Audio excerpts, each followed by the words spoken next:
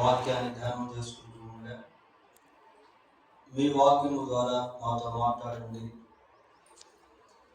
మేము ఏ రోజు చివరి సందేశాన్ని వింటామో మాకు తెలియదు కనుక ఎల్లప్పుడూ సిద్ధపాటు కలిగి జీవించుటకు సహాయం చేయండి.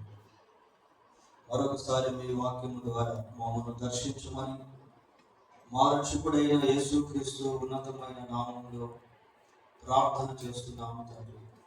ఆమేన్.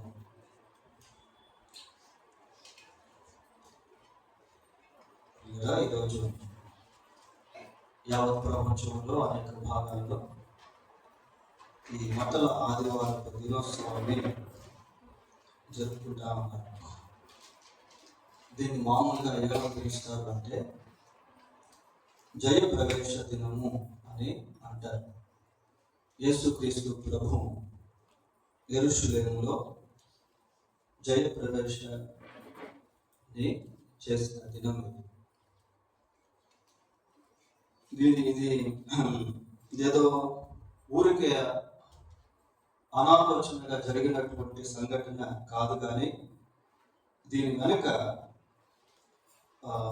ఎన్నో ప్రవచనాలు, యేసుక్రీస్తు మెస్సియాగా, ప్రభువుగా, దేవుడిగా, రక్షకుడిగా, దేవుడుగా, సమాధానకర్తగా కనబడేటువంటి ప్రవచనాలు అనేవి దాగి ఉన్నాయి.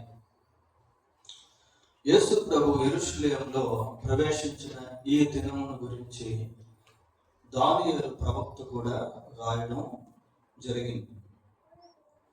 చదవక్కర్లేదు, కానీ దానియేలు గ్రంథం 9వ అధ్యాయము 25వ వచనంలో ఆ విషయాలు మనకు కనిపిస్తాయి. యేసు ప్రభు యెరూషలేములో జయప్రవేశం చేసినటువంటి సంఘటనను నలుగురు సువార్తికులు కూడా రాశారు.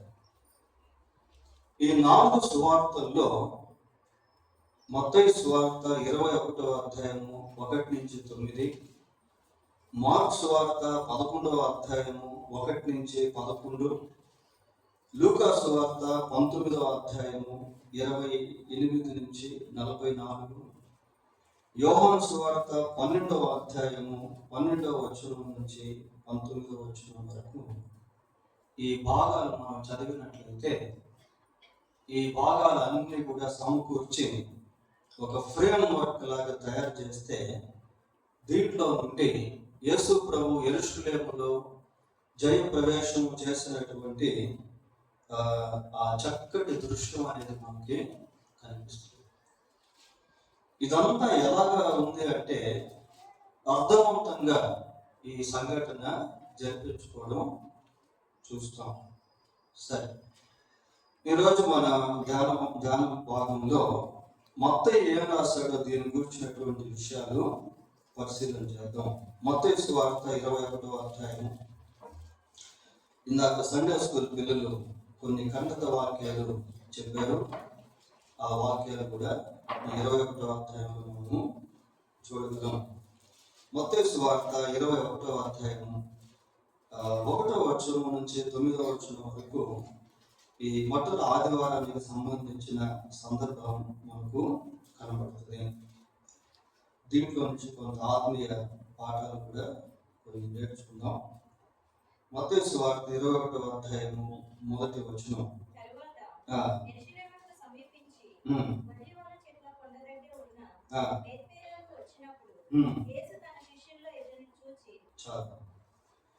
ఇక్కడ భౌగోళికంగా బేత్పగే అనేటువంటి గ్రామాన్ని మనం చూడవచ్చు. యేసు ప్రభు శిలువ వేయబడక ముందు ఈ ప్యాషన్ వీక్ లో ఎక్కువగా ఈ బేత్పగే ఈ ప్రాంతాలకు వెళుతూ మళ్ళీ యెరూషలేముకు వచ్చేవాడు. బేత్పగే ఇవి సుపరిచిత ప్రాంతాలు. ప్రభు అక్కడికి తరచుగా వెళుతూ ఉండేవారు. బేతనియాలోనే మనకు లాజరు, మార్త, మరియ కుటుంబం కూడా కనిపిస్తుంది. సరే, ఈ వచనంలో యేసు తన శిష్యులలో ఇద్దరిని చూచి యేసు ప్రభువును వెంబడిస్తున్నటువంటి శిష్యుల పట్ల ప్రభువు ఒక ప్రత్యేకమైనటువంటి దృష్టిని నిలిపాడు. ప్రభువు ఎక్కడికి వెళ్తూ ఉన్నా వాడు ప్రభువుతో పాటు ఉండేవాడు. ప్రభువుతో పాటు శ్రమను మాత్రమే కాకుండా గౌరవాన్ని కూడా వాడు అనుభవించేవాడు. యోహాను సువార్త 2వ అధ్యాయము మొదటి 2 వచనాలు చూడండి ఒకసారి.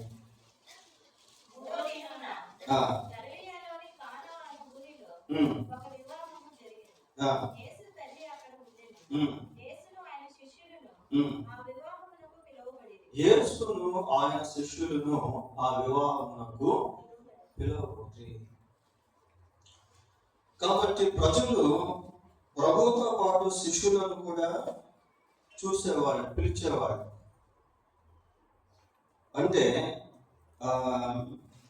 ప్రభువుతో ఎప్పుడూ శిష్యులు ఉండేవాడు. ఆయన ధోనిలో ప్రయాణం చేస్తూ ఉంటే ఆ ధోనిలో శిష్యులు ఉండేవాడు.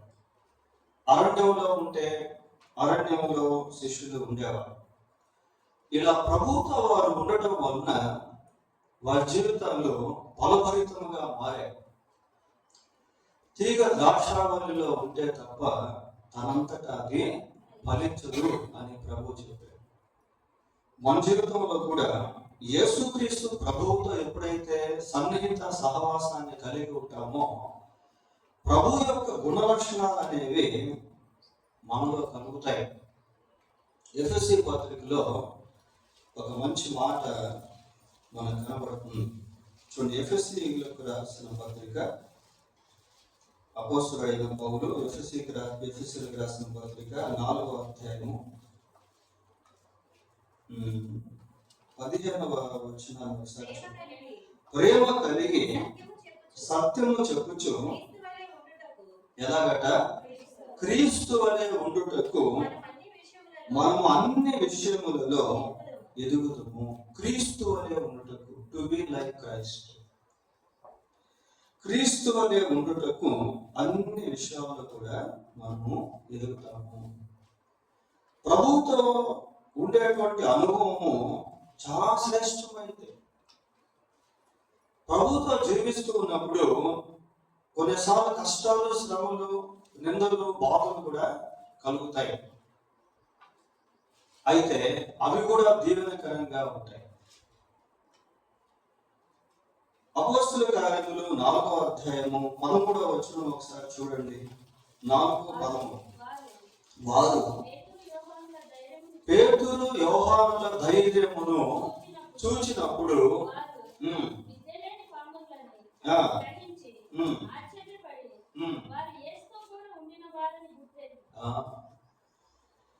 పేతురు యోహానుల ధైర్యాన్ని చూచి ప్రజలు ఏమనుకున్నారు అంటే, వీళ్ళు విద్యలేని పామరులే, వీరికి ఇంత ధైర్యం ఎలాగొచ్చింది, ఇంత జ్ఞానం ఎలాగొచ్చింది అని ఆలోచిస్తూ వాళ్ళకి ఏమనిపించింది అంటే, ఓహో వీళ్ళు యేసుతో కూడా ఉన్నటువంటి వాడు.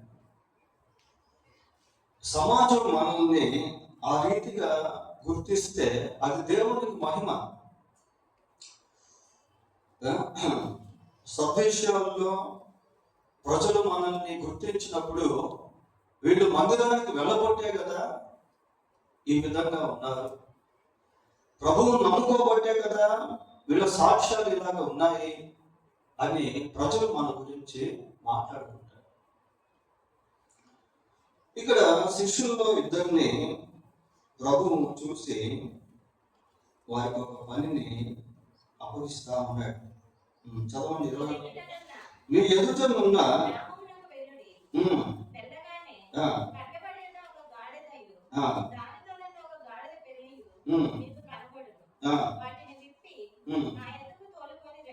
చాలు. ఏమంటాడంటే, మీ ఎదుటనున్న గ్రామంలోకి వెళ్ళండి, వెళ్ళగానే కట్టబడి ఉన్న ఒక గాడిదయు దానితో ఉన్న ఒక గాడిద పిల్లయు మీకు కనబడతాడు. ఇక్కడ యేసుక్రీస్తు ప్రభు యొక్క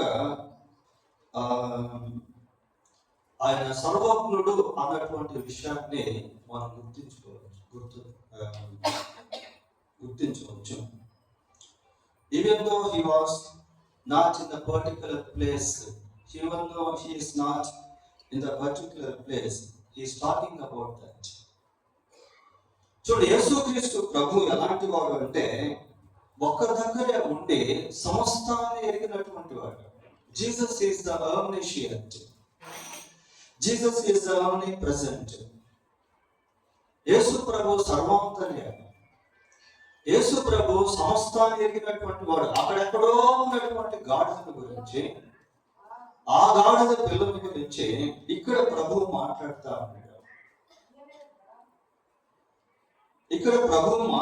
ఉన్నాడు. పిల్లలు, ఇందులో ప్రభు యొక్క జ్ఞానాన్ని మనం చూడాలి. పేతురు ప్రభువుతో మాట్లాడుతూ ఒక మాట అంటాడు. యోహాను సువార్త 21వ అధ్యాయం 17వ వచనంలో ఏమని చెప్తాడు అంటే, ప్రభువా, నీవు సమస్తము ఎరిగినటువంటి వాడవు అంటాడు. You know everything, you know all things. నీవు సమస్తము ఎరిగినటువంటి వాడవు ప్రభువా అంటాడు. తర్వాత అదే యోహాను సువార్త 2వ అధ్యాయం 24వ వచనంలో ఏమనుందో ఒకసారి చదవండి. అయితే యేసు అందరినీ కూడా ఎరిగినవాడు. యేసు ప్రభు సమస్తాన్ని ఎరిగినవాడు మాత్రమే కాదు, సమస్త ప్రజలను కూడా ఎరిగినటువంటి వాడు.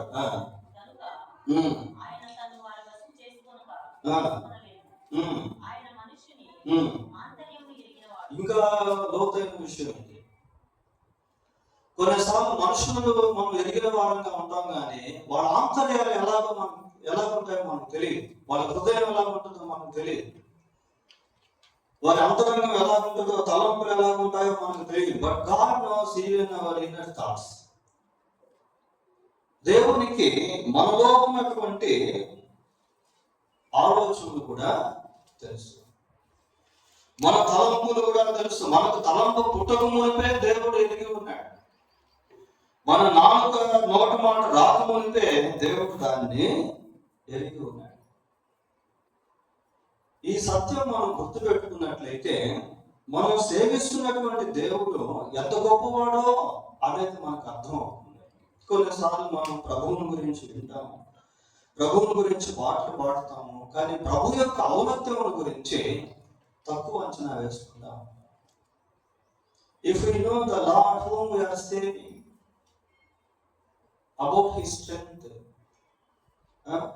ఆయన యొక్క బలమును గురించి, ఆయన యొక్క ఔన్నత్యమును గురించి మనకు తెలిస్తే ప్రభువును మనం ఎంతో గణపరిచేవారంగా ఉండగలుగుతాం. ఇక్కడ దేవుడు అంటున్నాడు, యేసు ప్రభు ఏమంటాడంటే, గాడిద పిల్లలు మీకు కనబడును, వాటిని విప్పి నా యొద్దకు తోలుకొని రండి. ఇంకా ఈ గాడిద పిల్లల గురించి, గాడిదల గురించి ఇంకొక స్వార్థకుడు ఏమని రాశాడు అంటే, ఏ మనుషుడు కూడా ఆ గాడిద మీద ఎక్కలేదు అని రాస్తాడు. అక్కడ యెరూషలేములో పస్కా పండుగ జరిగేటువంటి దినాలకి కనుక దేవుని బలి అర్పణ కొరకు కొన్ని పశువులను తీసుకొచ్చి పెట్టేవాడు. దేవునికి బలి అర్పించేటువంటి పశువులు ఎలా ఉండేవి అంటే అన్యూజ్డ్ యానిమల్స్ అన్నమాట. అంటే దేనికంటే దానికి వాడకుండా దేవుని కొరకు ప్రతిష్ఠించి ఆ పస్కా సమయంలో బలిచ్చేవాడు.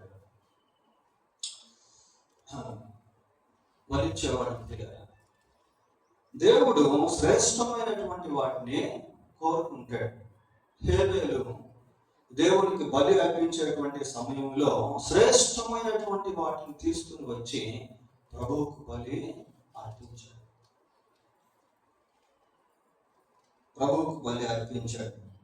సరే, 3వ వచనం ఒకసారి చూడండి. ఎవడైనను మీతో ఏమైనను అనిన ఎడల అవి ప్రభువునకు కావలసినవని చెప్పవాలి. వెంటనే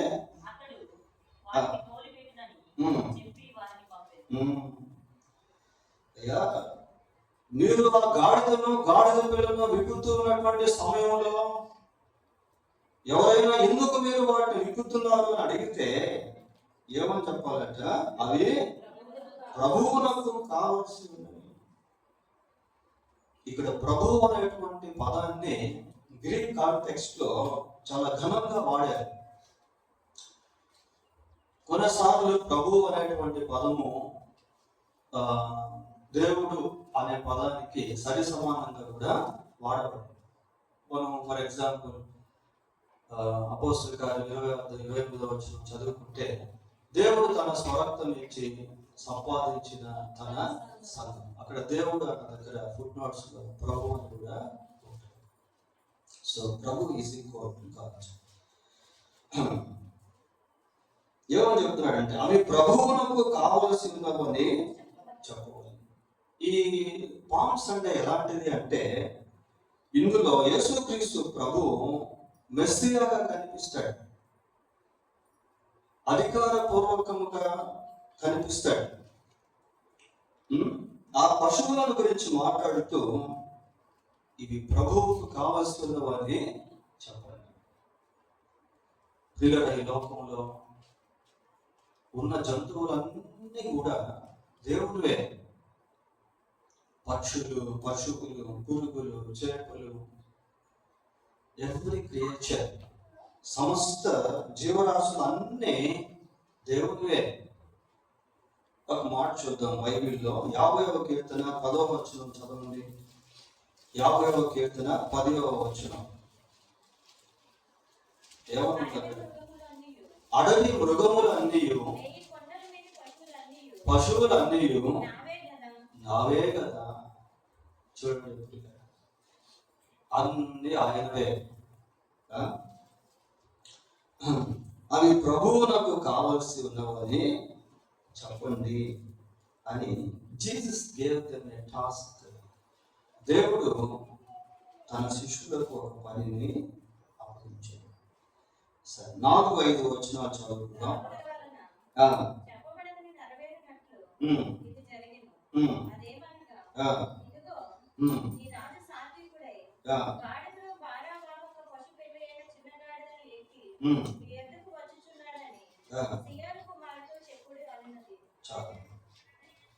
ఈ 4వ వచనంలో ప్రవక్తలు చెప్పబడినది నెరవేరునట్లు ఇది జరిగింది.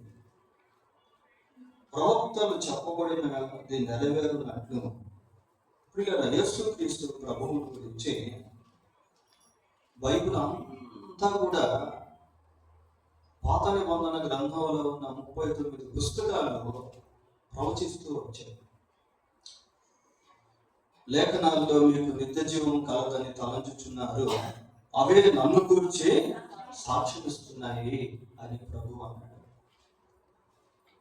యేసు ప్రభు ఎక్కడ జన్మిస్తాడు, ఎలా జన్మిస్తాడు, ఎప్పుడు జన్మిస్తాడు, ఎవరికి జన్మిస్తాడు, యేసు ప్రభు ఎలా జీవిస్తాడు, యేసు ప్రభు ఎలాంటి శిక్ష అనుభవిస్తాడు, ఆయన పునరుద్ధానం గురించి, ఆరోహణముల గురించి, అవరోహణముల గురించి అన్ని విషయాలు ప్రవచనాత్మకంగా ప్రభు గురించి చెప్పబడ్డాయి. అయితే ఒక విశేషం ఏంటి అంటే, ప్రతి ప్రవచనము కరెక్ట్గా అదే సందర్భంలో నెరవేరుతూ వచ్చింది. ఎక్కడ కూడా ప్రవచనాలు వైఫల్యం కాలేదు. కరెక్ట్గా ఆ సందర్భంలో రాయబడినటువంటి ఆ ప్రవచనము తూచా తప్పకుండా ఖచ్చితంగా నెరవేరుతూ వచ్చింది. అసలు యూదులకి సత్యం తెలిస్తే ఇశ్రాయేల్ ప్రజలంతా కూడా దేవుని వైపు తిరుగుతారు. ఎందుకంటే ఓల్డ్ టెస్టిమెంట్ స్క్రిప్చర్స్ అన్నమాట ఇవి. పాత నిబంధనలో చెప్పబడినటువంటి ప్రవచనాలు యేసు ప్రభు యొక్క జీవితంలో అక్షరాలా నెరవేర్చబడ్డాయి. కానీ యూదులకి ఈ సత్యాలు తెలియదు. ఏ ప్రవక్త రాశాడు ఈ ప్రవచనం? జకర్యా రాశాడు. ఇందాక పిల్లలు చెప్పారు కదా, జకర్యా 9:9లో అక్కడ రాయబడినటువంటి ప్రవచనము ఇక్కడ నెరవేరుతా ఉంది. పిల్లలు, దేవుడు ఎంత అద్భుతమైనటువంటి వాడో చూడండి, ఇక్కడ ఏమని చెప్తున్నాం, ఆయన భారవాహక పశుపిల్ల అయిన చిన్న గాడిద ఎక్కి నీ వద్దకు వచ్చుచున్నాడు. గాడిద మీద ప్రభువు ఎక్కి ఇక్కడికి వస్తున్నటువంటి సందర్భం ఎలాంటిది అంటే, గాడిద సమాధానానికి గుర్తు, గుర్రము యుద్ధానికి గుర్తు. ఇదే ప్రభువు ప్రకటన గ్రంథం 19వ అధ్యాయంలో గుర్రం మీద వస్తాడు పిల్లగా. అప్పుడు భయంకరమైనటువంటి యుద్ధము. ఇక్కడ సమాధానంతో కూడినటువంటి సందర్భం ఇది. ఇదిగో నీ రాజు సాత్వికుడై గాడిదను భారవాహక పశు పిల్ల అయిన చిన్న గాడిదను ఎక్కి నీ వద్దకు వచ్చుచున్నాడు. ఆ ప్రవచనం ఇక్కడ నెరవేర్చబడింది. సరే, 6వ వచనం చదువుతున్నాం. శిష్యులు వెళ్ళి యేసు తమకు ఆజ్ఞాపించిన ప్రకారము చేసి, శిష్యులు వెళ్ళి యేసు తమకు ఆజ్ఞాపించిన ప్రకారము చేసి. ఈ వచనం చూడండి ఎంత బాగుందో. ఏదైతే యేసు ప్రభు చేయమని ఆజ్ఞాపించాడో ఆ ఆజ్ఞ ప్రకారం శిష్యులు చేస్తారు. ఒక వ్యక్తి ప్రభు యొక్క ఆజ్ఞ ప్రకారం చేస్తే అతని యొక్క స్వచిత్తం అనేది దాంట్లో ఉండదు. ఇక్కడికి వెళ్ళమంటే అక్కడికి వెళ్ళడం, ఇక్కడ ఉండమంటే అక్కడ ఉంటానని చెప్పడం. ఫర్ ఎగ్జాంపుల్, యోనాతో ప్రభు అన్నాడు, అయ్యా బాబు యోనా, నీవు నినేవే పట్టణానికి వెళ్ళు అంటే, యోనా ఎక్కడికి వెళ్ళాడు? ఎక్కడికి వెళ్ళాలనుకున్నాడు? తర్షీషుకు వెళ్ళాలనుకున్నాడు. దేవుడు ఒక దగ్గరికి వెళ్ళమంటే యోనా ఇంకొక దగ్గరికి వెళ్ళే ప్రయత్నం చేస్తాడు. ప్రియులారా, దేవుడు ఎక్కడ ఉంచితే అక్కడ ఉండడం, ఏది చెప్తే అది చేయడం, ఎలా ఉండమంటే అలా ఉండడం ఎంతో దీవెన. ఇక్కడ శిష్యులు ఏం చేస్తున్నారు అంటే, యేసు తమకు ఆజ్ఞాపించిన ప్రకారము చేసి, బైబిల్లో దేవుని ఆజ్ఞ ప్రకారము చేసినటువంటి భక్తులు అనేక మంది మనకు కనిపిస్తారు. నిర్గమకాండం 7వ అధ్యాయం 6వ వచనం ఒకసారి చూడండి. నిర్గమకాండం, మోషే అహరోనులు యెహోవా తమకు ఆజ్ఞాపించినట్లు చేసి అలాగుననే చేసి. ఇక్కడ మోషే అహరోనుల గురించి చదువుతున్నాము పిల్లలు. వారిద్దరు రక్త సంబంధికులు, అన్నదమ్ములు. ఆ కుటుంబం అంతా కూడా దేవుల్లో ఉన్నటువంటి వాళ్ళే. అన్నదమ్ములు అహరోను మోషే ఏం చేశారంటే, దేవుడు యెహోవా తమకు ఆజ్ఞాపించినట్లు చేసేది అలాగే చేశారు. ఎలాగైతే చేయమన్నారో అలాగే వాళ్ళు చేశారు ప్రియ. అందుకే ఆ వచనం ఆ విధంగా రాయబడింది. ఆదికాండం 6వ అధ్యాయం 22వ వచనం చూడండి. ఆదికాండం 6వ అధ్యాయం 22వ వచనం. ఇక్కడ నోవాహును గురించి చూస్తా ఉన్నాం. దేవుడు అతనికి ఆజ్ఞాపించిన ప్రకారము యావత్తు చేశాను. యావత్తు చేసి ఎవరు? నోవాహు. ఏ చక్కతో ఓడ కట్టమన్నాడో, ఆ ఓడ ఎంత పొడవు ఉండాలని చెప్పాడో, ఎంత వెడల్పు ఉండాలని చెప్పాడో, దానికి కిటికీ ఎక్కడ పెట్టాలని చెప్పాడో, దానికి ఏ కీలు పోయాలని చెప్పాడో, దాని ప్రకారమే నోవాహు చేశాడు ప్రియులారా. కాబట్టి అంత పెద్ద జలప్రళయంలో ఆ ఓడ నిలబడింది.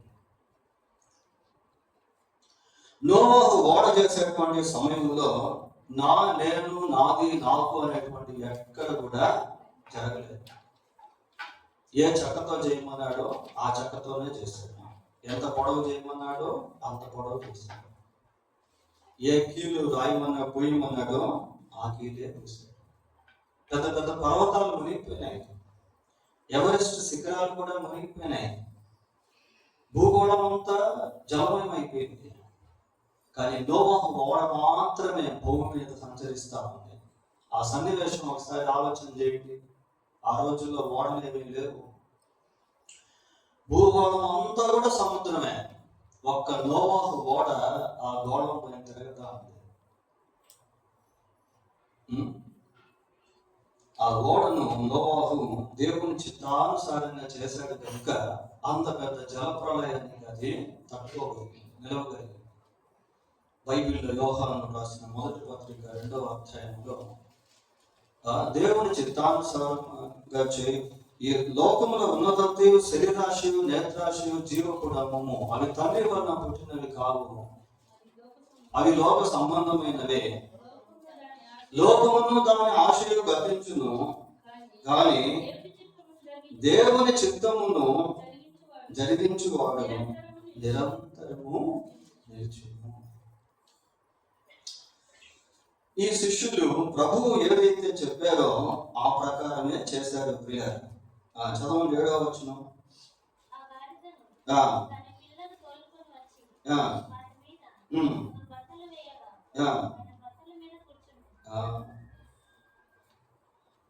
ప్రభువు చెప్పినట్టుగా గాడిదను గాడిద పిల్లను వాళ్ళు తీసుకుని వచ్చారు.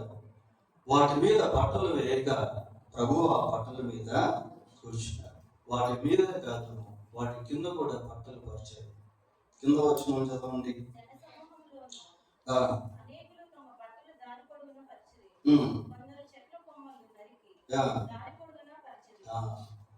చెట్ల కొమ్మలు నరికి పరిచారు కదా, అదే పామ్స్ అంటే. చూడండి, ఇక్కడ చక్కగా మనం పేర్చారు. ఈత మట్టలు, బట్టల ఆదివారం అంటే దీనికి సూచనగా చేస్తారు పిల్లలు. ఏమని చదువుతున్నాము, మరొకసారి చదవకుండా వచ్చినాన్ని. జన సమూహంలో అనేకులు తమ బట్టలను దారి పొడవున పరిచిరి. ఆ పరవడంలో ఒక ఉద్దేశం అనేది ఉంది పిల్లలు. ఇవన్నీ కూడా ఎలా ఉన్నాయంటే దీని బ్యాక్గ్రౌండ్ మనకు తెలియాలి. బైబిల్లో ప్రతిదీ కూడా అర్థవంతంగానే ఉంటుంది, అనాలోచనగా ఏది ఉండదు. వాళ్ళు అలాగా బట్టలు పరవడం వల్ల ఉద్దేశం ఏంటి అంటే దాన్ని ఏమంటారంటే రాయల్ హానర్ అని పిలుస్తారు. పాత నిబంధన కాలంలో మనుషులు రాజులుగా మారినటువంటి సమయంలో అటువంటి సత్కార్యాన్ని చేసేవాడు. ఒక చిన్న ఎగ్జాంపుల్ చూద్దాం. రాజుల 2వ గ్రంథం 9వ అధ్యాయము. రాజుల 2వ గ్రంథం 9వ అధ్యాయము 13వ వచనాన్ని చదువుతున్నాం. అంతటా వారు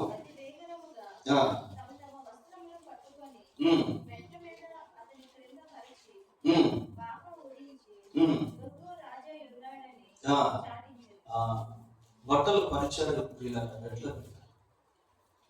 యెహోవా రాజు ఉన్నాడని చాటించాడు. అంటే రాజ గౌరవం అది. ఇక్కడ యేసుక్రీస్తు ప్రభు రాజుగా కనిపిస్తా ఉన్నాడు. అందుకే జకర్యా ఏమని ప్రవచించాడు, ఇదిగో నీ రాజు సాత్వికుడై, ఇదిగో నీ రాజు అంటున్నాడు. ప్రభువు ఇక్కడ రాజుగా కనిపిస్తా ఉన్నాడు ప్రియ. కనుక ఈ బట్టలు పరచుట అనేటువంటిది అది రాజరిక మర్యాదకు సూచనగా ఉంది. నెక్స్ట్ ఏం చేశారు, చెట్ల కొమ్ములు నరికి దారి పొడవున పరిచిరి. చెట్ల కొమ్మలు నరికి దారి పొడవున పరిచారు. ఇక్కడ మనం ఆ ప్రవచనాన్ని చూస్తాం కదా ఇందాక, ఇదిగో నీ రాజు సాత్వికుడై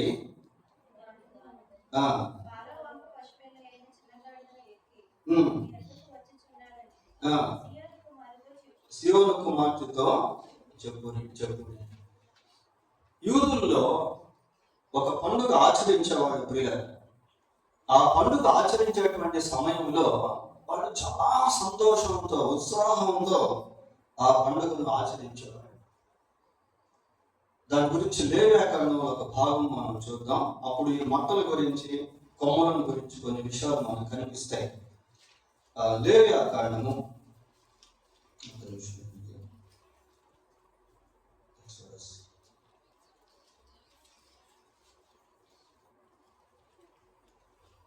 23వ అధ్యాయం, లేవియాకాండం 23వ అధ్యాయం 40వ వచనం చూడండి.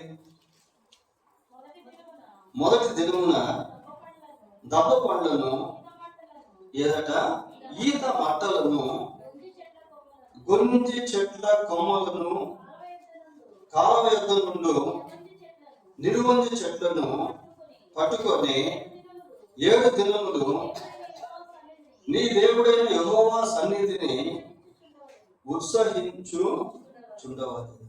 దేవుని సన్నిధిలో ఉత్సహించుట ఒక రకంగా ఈరోజు పండుగ లాంటిది. ఇది బట్టల ఆదివారం అనేటువంటిది it is like a festival, ఒక పండుగ లాంటిది పిల్లలు. ఆ రోజు ప్రభు యెరూషలేములో జయప్రవేశం చేసినప్పుడు పట్టణం నుండి చాలా మంది వచ్చారు. పాసర్ బాయ్స్ చాలా మంది యాత్రికులు వచ్చి ప్రభువుకు ముందుగా వెళ్తున్నారు, ప్రభువు వెనకాల కూడా వస్తా ఉన్నారు. వచ్చి ప్రభువు పేరట వచ్చేవాడు స్తుతింపబడును గాక, దావీదు కుమారునికి జయము జయము అనే గాన ప్రతిగానాలతో కేకలు వేస్తూ ఉత్సాహ ధ్వని చేస్తా ఉన్నారు. అంటే దేవుని సన్నిధిలో సంతోషించడం, ఉత్సహించడం. ఆ సందర్భంలో ఈ కొమ్మలు మట్టలు అనేటువంటివి మనకి కనిపిస్తాయి. చూడండి, ఈ అర్థాలు మనకు తెలిస్తే మనం అక్షరానుసారంగా కాకుండా ఆధ్యాత్మికంగా కూడా అనేక పాఠాలు అనేవి నేర్చుకుంటాం. ఇక్కడేమో చెట్ల కొమ్మలు అని చూస్తున్నాము. అయితే యోహాను దీన్ని కొంచెం వేరుగా రాశాడు. 12వ అధ్యాయం 12వ వచనం చదవండి. యోహాను సువార్త 12వ అధ్యాయం.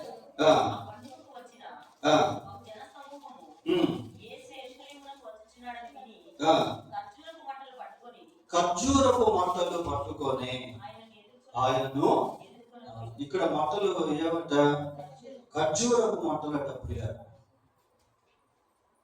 ఈ ఖర్జూరపు మంటలు అనేటువంటిది మళ్ళీ మనకు ప్రకటన గ్రంథంలో కనిపిస్తుంది ఆ దృశ్యం. చూడండి ఒకసారి ప్రకటన గ్రంథం 7వ అధ్యాయము 9-10 వచనాలు చదువుకుందాం. అటు తరువాత నేను చూడగా ఇదిగో ప్రతి జన్మలో నుండి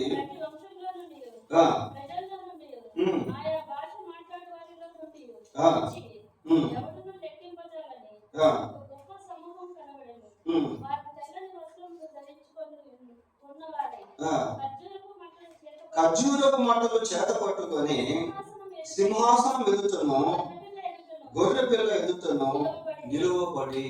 చూడండి,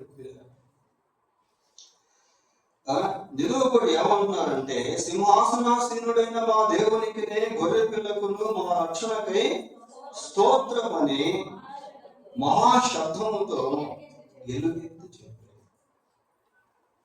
వాళ్ళు దేవుణ్ణి స్తుతిస్తా ఉన్నారు ఖర్జూరపు మంటలు చేత పట్టుకొని. ఆ స్థుతిలో ఏం పదాలు వాడారు వాళ్ళు? మా రక్షణకై అని వాడారు. రక్షింపబడినటువంటి ప్రజలు ఖర్జూరపు మంటలు చేత పట్టుకొని ప్రభువును ఆరాధిస్తూ ఒక మీనింగ్ఫుల్ వర్షిప్, అర్థవంతమైనటువంటి ఆరాధన, మా రక్షణకై స్తోత్రములు అంటున్నారు. హోసన్న మనం పాడాం కదా. హోసన్న అనే పదానికి అర్థం ఏంటి అంటే నన్ను రక్షించు అని అర్థం. తర్వాత చూస్తాం ఆ వచనాన్ని. కాబట్టి మట్టల గురించి మనం ఆలోచన చేస్తే దాంట్లో ఇన్ని అర్థాలు అనేటువంటివి దాగి ఉన్నాయి. సరే, నెక్స్ట్ వచనం చదవండి.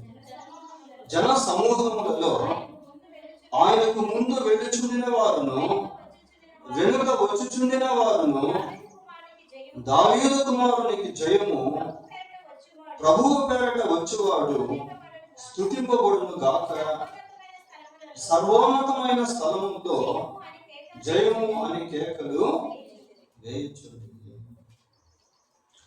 సర్వోన్నతమైన స్థలములో జయము అని కేకలు వేయుచుండి. అక్కడ జయము అన్న దగ్గర ఏమని పెట్టాడు ఫుట్ నోట్స్ లో? హోసన్నా అని పెట్టాడు. హోసన్నా అని పెట్టారు.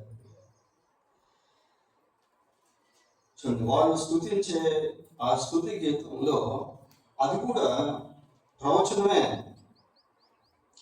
అందుకే అది ఒక పద్య భాగం లాగా మనకి కనిపిస్తారు. దావీదు కుమారునికి జయము, ప్రభువు పేరట వచ్చువాడు స్తుతింపబడును గాక. యేసు ప్రభు ఒక మాట అన్నాడు. ఏమని చెప్పాడు అంటే, నేను నా తండ్రి నామమున వచ్చి ఉన్నాను. నేను నా తండ్రి నామమున వచ్చి ఉన్నాను. ఫిలిప్పు, నన్ను చూచినవాడు నా తండ్రిని చూచినవాడు. యేసు క్రీస్తు దైవ మానవుడు. ఆయన అదృష్ట దేవుని స్వరూపి అయి సర్వ సృష్టికి ఆది సంభూతుడై ఉన్నాడు అని కొలస్సీ పత్రికలో మనం చూస్తాం.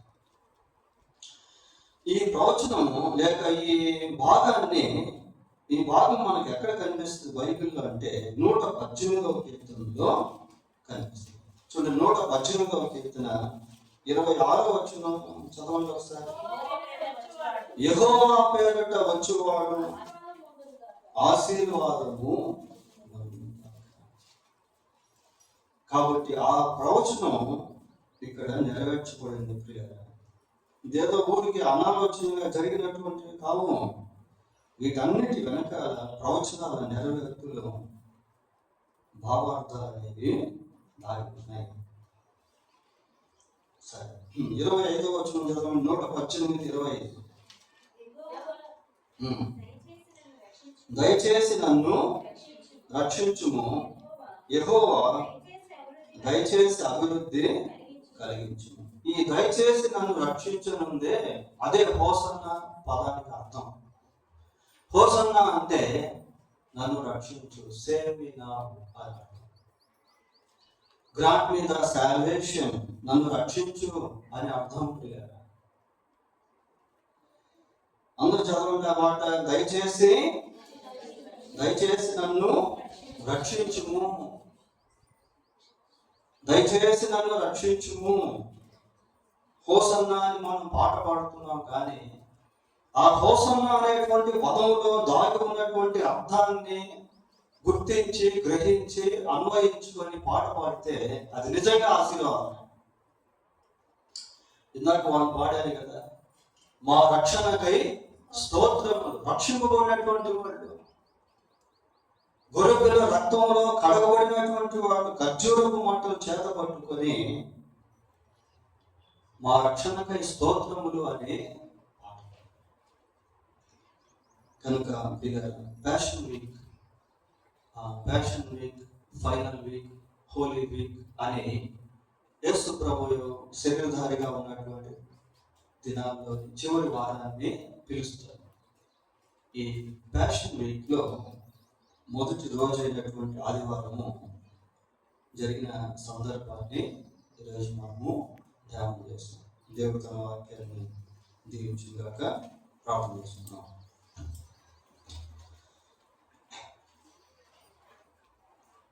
ప్రార్థన. కృపా కనికరము కలిగిన తండ్రి, పరిశుద్ధుడు అయిన మా దేవ, మీకు వందనాలు, స్తోత్రాలు. మీరు నిజముగా సత్యవంతుడవు.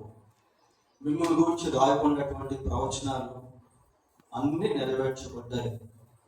మిమ్మల్ని దేవుడిగా కలిగిన మేము ఎంతో ధన్యులము.